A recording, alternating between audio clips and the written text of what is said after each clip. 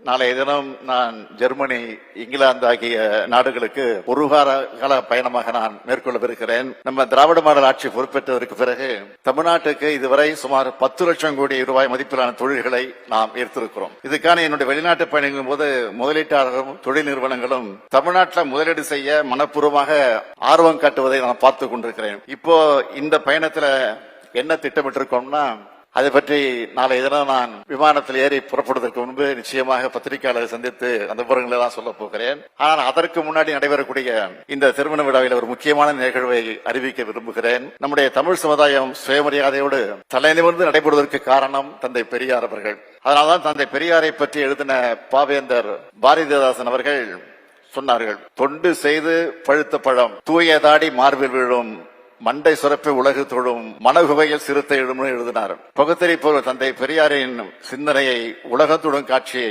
நாம் இந்த பயணத்துல பார்க்க போறோம். உலகின் மிகப்பெரிய அறிஞர்களை தந்திருக்கக்கூடிய புகழ்மிக்க அறிவுசார் நிறுவனமாக போற்றப்படும் ஆக்ஸ்போர்ட் பல்கலைக்கழகத்துல அறிவாசன் தந்தை பெரியாருடைய திருவுருப்படம் திறக்கப்பட இருக்கிறது. அதை என்னுடைய திருக்கரங்களால் திறந்து வைக்க இருக்கிறேன் என்று எண்ணி பார்க்கிறது தான் இப்பொழுதே மகிழ்ச்சி கடலில் மிதந்து கொண்டிருக்கிறேன். தந்தை பெரியார் தமிழ்நாட்டில் பிறந்து தமிழில் பேசி எழுதியிருந்தாலும் அவருடைய சிந்தனைகள் இந்த உலகத்துக்கானது என்று அனைவருக்கும் பொதுவானது.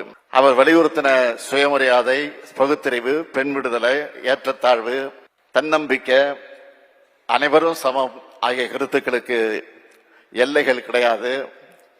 இவை உலக மக்கள் அனைவரும் பொதுவான வகையில் ஏற்றுக்கொண்டிருக்கிறார்கள்.